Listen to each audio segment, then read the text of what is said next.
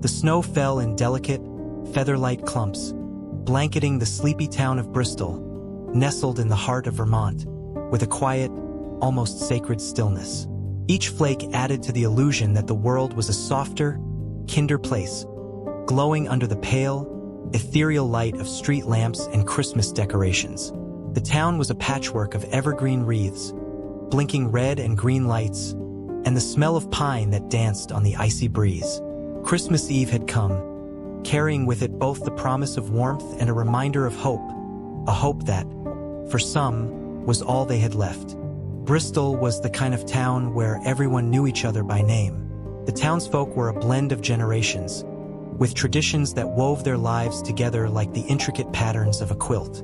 Yet, behind the charming facade and the chorus of carolers' voices wafting through the air, there were shadows where stories were often untold.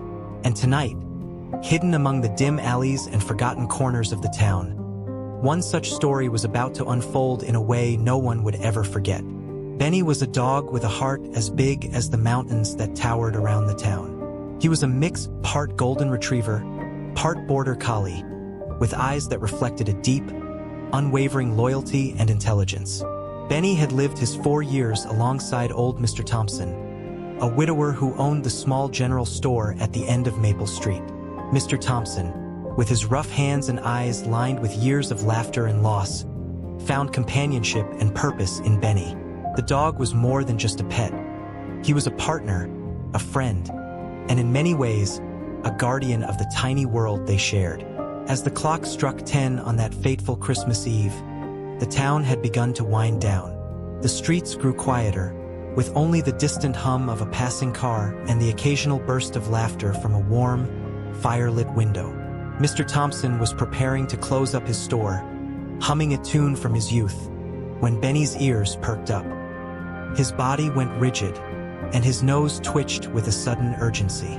He tilted his head, listening to a sound that even Mr. Thompson's human ears couldn't catch. It was faint, so faint it almost blended with the whispers of the snow against the windows. But Benny knew better. He darted to the door and scratched at it, a whine bubbling from his throat. "What's gotten into you, boy?" Mr. Thompson said, his eyebrows knitting together in confusion. But when Benny's whines turned into insistent barks, the old man knew this was more than just a passing fancy. Benny was never wrong about these things, a sense so keen it bordered on the mystical. Opening the door, Mr. Thompson let out a shudder as the cold bit into him. Benny shot out like an arrow, his paws leaving trails in the snow as he raced toward the dimly lit alleys beyond the main street. The old man shouted after him, but his voice was no match for the winter wind. Benny ran with purpose, his breath coming out in short, visible puffs. He zigzagged through the snow-drenched alleys, ears pricked and nose working furiously as he followed a scent that tugged at something deep in his chest. The sound became clearer now, sharper. A tiny, fractured cry that could only belong to one thing: a baby. Benny's heart thudded in his chest as he skidded to a halt near a rusted dumpster, half hidden by the heavy drift of snow. The cry came again, weaker this time, sending a pang of urgency through his whole body. He nudged the snow away with his nose and pawed at a thin, worn blanket that barely shielded a newborn from the unforgiving cold. The child's face was red and scrunched, the tiny fists flailing weakly, as if even life itself were slipping through them. With a careful, almost human-like gentleness, Benny gripped the edge of the blanket between his teeth and lifted the baby from its icy grave. The newborn was impossibly small and fragile, a little bird in the grasp of a hero that had no idea he was one. Benny turned and ran, faster than he ever had, weaving through the streets that seemed to stretch endlessly as the storm picked up. Every second mattered, and with each stride, Benny's paws churned the snow as if he were racing against time itself. Back at the general store, Mr. Thompson paced by the open door, eyes squinting into the darkness. When Benny appeared, the old man gasped, seeing the tiny bundle clutched between the dog's gentle jaws. The realization hit him like a tidal wave. A baby, on this night of all nights. "Dear God," Mr. Thompson whispered, scooping the infant from Benny's mouth with trembling hands. The child was cold to the touch, its cries fading into pitiful whimpers. There was no time to lose. The old store was suddenly alive with the urgency of the situation, its familiar, rustic walls echoing with the fragile cries of the baby. Mr. Thompson, who had spent countless winters alone with only Benny for company, felt his heartbeat thrum with a mix of fear and adrenaline. The worn wooden counter where he'd rung up groceries for decades became a makeshift cradle as he gently laid the baby down, hastily wrapping him in an old wool coat that hung behind the register. The infant's skin was pale, with a bluish tinge that sent a shiver of dread up Mr. Thompson's spine. "Stay with me, little one. Stay with me," he whispered, his voice cracking as if the words themselves could warm the tiny body. Benny paced, his tail wagging nervously and eyes flicking between the child and Mr. Thompson, as if urging him to do something, anything, to save the precious life he had carried from the cold. Mr. Thompson rushed to the back of the store, grabbing an emergency first aid kit and a hot water bottle that hadn't seen use since his late wife, Helen, was alive. He filled it from the ancient kettle that sat on the stove, its spout whistling sharply, a stark contrast to the silence outside. "Benny, come here, boy," Mr. Thompson called, his voice rough but steady. The dog approached, his eyes fixed on the baby, the small body wrapped so tightly it seemed to disappear into the folds of wool. The baby's whimpers had turned into shallow, uneven breaths, and panic clenched Mr. Thompson's chest. He thought of the hospital, a 20-minute drive away, a journey that might as well have been across the country in this weather, with snow piling up like a barrier to hope. "We can't make it there," he muttered, the words hanging heavy in the cold air. But Benny seemed to disagree. He nudged at Mr. Thompson's leg, barking with a persistence that left no room for doubt. The old man's eyes met Benny's, and for a moment, he felt an odd surge of courage. This wasn't just a dog. This was a partner who had sensed the baby's need before he had, who had carried life back to the store on silent pause. They would face this together. Mr. Thompson took a deep breath and made a decision. Wrapping the baby even tighter, he tucked the bundle inside his own coat, feeling the small chest rise and fall against his own heartbeat. He grabbed his car keys and pushed through the door, Benny at his side, bounding through the snow like a guardian angel with fur. The storm lashed at them with icy fingers, but Benny kept pace, his body a blur against the white, leading the way to Mr. Thompson's old pickup truck. The truck sputtered to life reluctantly, each cough of the engine a reminder of its age. The windshield wipers swished back and forth, barely clearing the snow fast enough for Mr. Thompson to see. Benny jumped into the passenger seat, leaning his warm body against the old man as if to reassure him they were doing the right thing. The road was slick and treacherous, the truck fishtailing with every bump and turn. Mr. Thompson's knuckles turned white as he gripped the steering wheel, eyes darting between the dark road ahead and the tiny face resting against his chest. "Come on, stay with me," he murmured, the plea more for himself now than for the child. The baby's breathing was irregular, and his small fingers had stopped moving. Mr. Thompson swallowed hard, a lump forming in his throat. Time was slipping through their fingers like sand in an hourglass, each grain another heartbeat closer to silence. The minutes stretched into a blur, the road unspooling beneath them as if it would never end. Benny's eyes were fixed on the horizon, a low whine vibrating in his throat. When the warm, glowing lights of the town hospital finally appeared through the swirling snow, Mr. Thompson exhaled a breath he didn't know he'd been holding. But their relief was short-lived. The parking lot was full, and nurses bustled through the entrance, guiding people inside the casualties of a pileup on the highway that had overwhelmed the emergency room. "No, no, no," Mr. Thompson whispered, his voice barely audible over the pounding of his heart. He pushed the truck door open, not caring that the wind caught it with a sharp tug, nearly ripping it from its hinges. He cradled the baby as he stumbled toward the entrance, Benny bounding ahead and barking as if to announce their arrival. A young nurse with dark, worried eyes spotted them, her face softening in shock when she saw the bundle in Mr. Thompson's arms. "Please, you have to help," he gasped, holding the baby out to her as Benny barked frantically by his side. The nurse's hands trembled as she took the child, her eyes meeting Mr. Thompson's in a fleeting moment of shared terror. "I'll do what I can," she said, turning and disappearing into the bright, sterile hallway, leaving Mr. Thompson and Benny standing in the swirl of snow and Christmas lights. The door slid shut with a mechanical whir, and suddenly the world fell silent again, the only sound the wind howling its lonely song. Mr. Thompson sank down onto the icy curb, his breath coming in ragged gasps as he reached out and buried his fingers in Benny's fur. They sat together, the old man and his dog, watching the hospital door as if their sheer will could push time forward, could coax a miracle from the cold, indifferent night. The hospital door stood as an imposing barrier between the world outside and the fragile hope within. Mr. Thompson felt time slow as he sat on the curb, each second stretching endlessly as he waited for any sign, any indication that the baby he had carried through the blizzard would survive. Benny, his faithful dog, lay pressed close to Mr. Thompson's side, his fur collecting small patches of frost as his body trembled with both cold and anticipation. His eyes, however, remained fixed on the door, unwavering and full of something that looked almost like belief. Inside, the hospital buzzed with an energy born of urgency. The baby, still bundled in the rough wool coat and thin blanket, was rushed into the neonatal unit. Doctors and nurses moved with synchronized precision, their expressions a mix of controlled determination and the gravity of their task.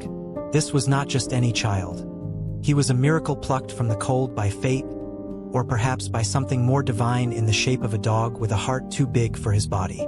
Machines beeped steadily, tiny monitors displaying fragile vital signs. The warmth of incubators and heat lamps fought to undo the harm inflicted by the freezing night.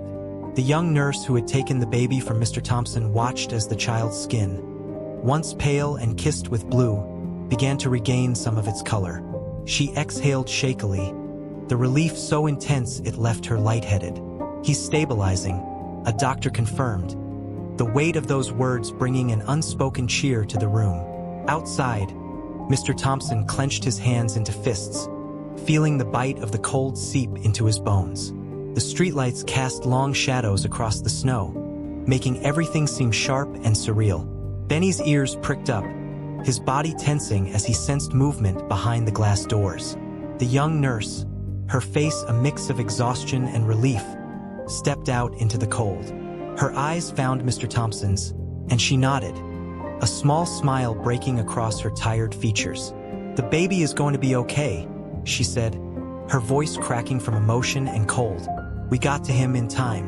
He's weak, but he'll make it." Mr. Thompson felt the tightness in his chest dissolve, leaving behind a hollow space that quickly filled with warmth. Tears welled up in his eyes, freezing at the corners as they spilled over. He sank to his knees, his hands reaching out for Benny, who was already pushing his nose into Mr. Thompson's chest, his tail wagging wildly. The old man let out a sob, his voice a choked, joyful sound that echoed in the quiet street. "You did it, Benny. You saved him," Mr. Thompson whispered, burying his face in the dog's fur. Benny let out a small bark, as if to say that he knew, that he'd always known this was how it was meant to be. But even as the relief flooded over him, Mr. Thompson's mind raced with questions. Who would abandon a newborn on a night like this, in a town where everyone knew everyone else's name? The nurse seemed to read his thoughts, her own brow furrowing. "The police will need to be involved," she said gently. "But right now, the most important thing is that he's safe." As they spoke, the first few curious onlookers began to gather at the edges of the hospital parking lot.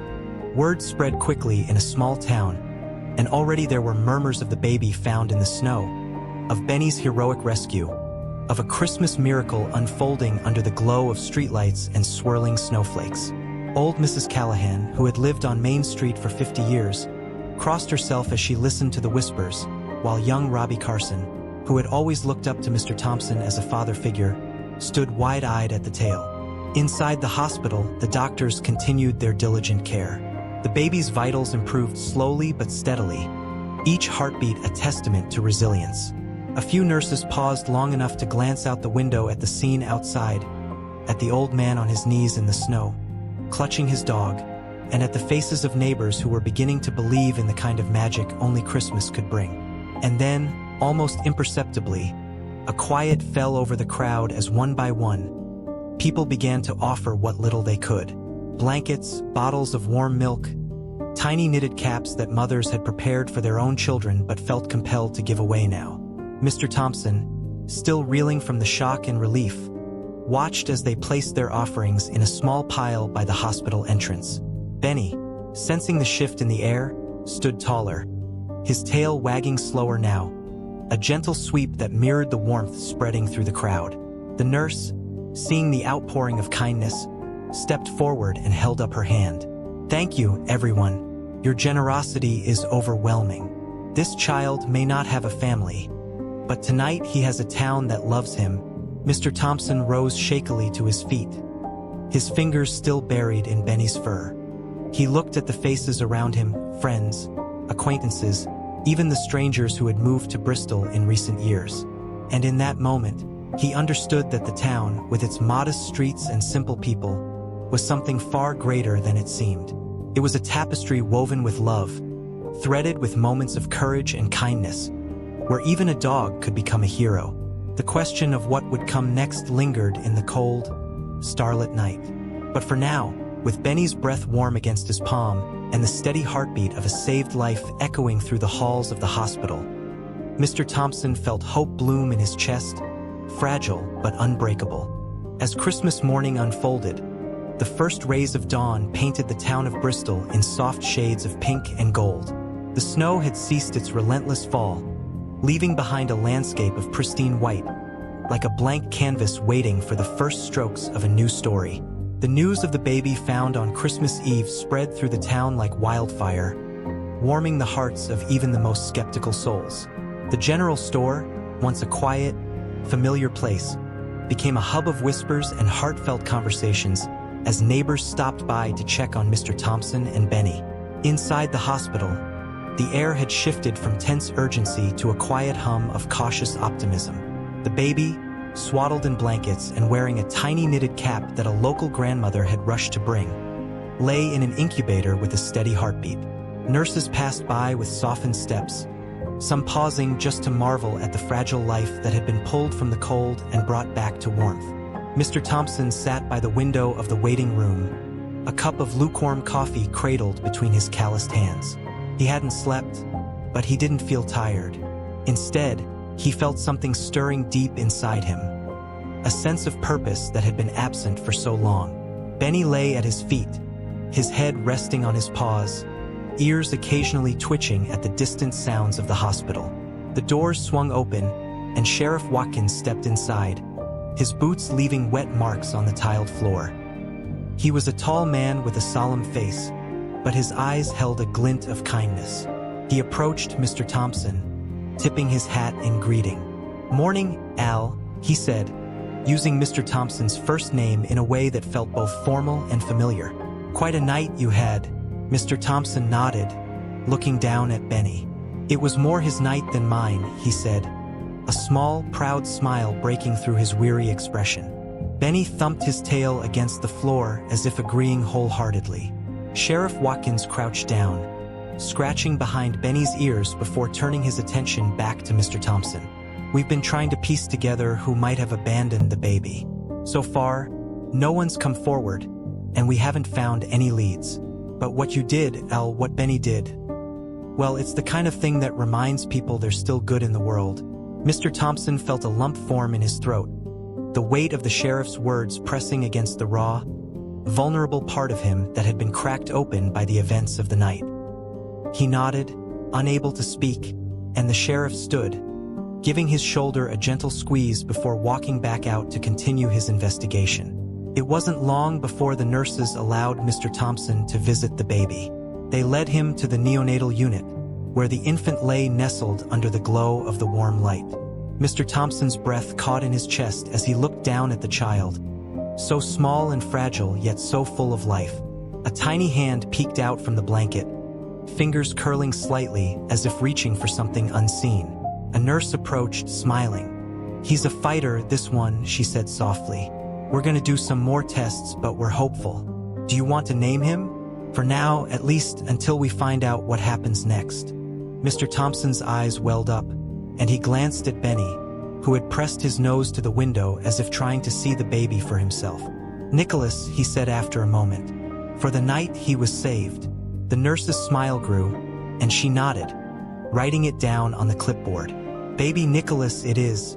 News of the baby's name and the incredible story behind his rescue reached every corner of the town. Donations poured in, not just clothes and supplies, but offers to foster and even adopt him. Yet Mr. Thompson felt a pull in his heart that he hadn't anticipated. In the quiet moments when he sat by Nicholas, humming old Christmas tunes that he hadn't sung since Helen passed, he felt a connection that defied logic. Days turned into weeks, and Christmas decorations gave way to New Year's streamers.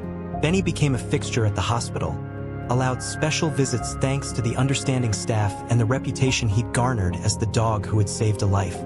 Children who came in for checkups would pet him, their eyes wide with wonder as their parents whispered the story of the Christmas Eve miracle. One cold January morning, Sheriff Watkins paid Mr. Thompson another visit. This time, he brought news that clenched the old man's heart. "We found the mother," he said. "She was a young girl, scared and alone. She came forward when she heard that the baby was safe. She's not in a place to care for him, Al, but she wanted to make sure he was loved." Mr. Thompson's hands trembled as he listened. He glanced at Benny, who sat quietly, watching the exchange as if he, too, understood its gravity. The sheriff's eyes softened as he continued. "The girl has agreed to relinquish her rights if a permanent home can be found. I don't suppose you've thought about—" "Yes," Mr. Thompson said, the word out of his mouth before he could even process it. His voice wavered, but it was firm. "I want him to stay. With me. With us." The sheriff nodded, a smile breaking through the seriousness of his face. "I thought you might say that." The next few weeks were a whirlwind of paperwork, home visits, and preparations. Benny seemed to sense the change, hovering protectively whenever Mr. Thompson sat with Nicholas. And when the final approval came through, the town of Bristol gathered at the general store, filling it with laughter, tears, and the warmth of community. Nicholas, now a chubby, healthy baby with a bright laugh, was nestled in Mr. Thompson's arms as Benny sat beside them, his tail thumping softly. The store was decorated not just for the celebration, but with a new sign above the register: Benny's General Store, where miracles happen. The first winter without Helen had been the coldest of Mr. Thompson's life, a barren landscape where joy seemed an impossible thing. But now, as he stood in the center of his little store with baby Nicholas cradled in his arms and Benny at his feet, the warmth of the town wrapped around him like a living blanket. The faces that filled the room, young and old, familiar and new, glowed with affection. This wasn't just a gathering. It was a testament to love, resilience, and the way life could surprise you when you least expected it. Benny looked up at Mr. Thompson and then at Nicholas, his eyes soft with contentment. He leaned in, giving the baby a gentle lick that sent a ripple of giggles through the room. The baby reached out, tiny fingers tangling in Benny's fur, as if thanking his savior in the only way he could. The sight brought tears to more than a few eyes and deep, grateful smiles to the rest. Outside, snowflakes began to fall again. But this time, they didn't feel cold or foreboding. They were a reminder of the night that had changed everything. A night when an old man rediscovered hope, when a faithful dog proved that loyalty knew no bounds, and when a newborn baby found a family in the most unexpected of ways. Mr. Thompson looked out at the snowy streets of Bristol, a town that had given him a reason to believe in miracles. He felt the weight of Nicholas against his chest, the warm breath of Benny by his side, and knew that Helen, wherever she was, would be smiling down on this moment. "Welcome home, Nicholas," he whispered, pressing a kiss to the baby's forehead. Benny's tail wagged in approval as the room burst into a soft cheer, the sound blending with the distant carolers singing Silent Night. It was a song that would forever carry a deeper meaning, echoing in their hearts long after the snow melted and spring arrived. Because sometimes, miracles weren't just moments. They were lives stitched together by acts of courage, love, and a dog's boundless devotion.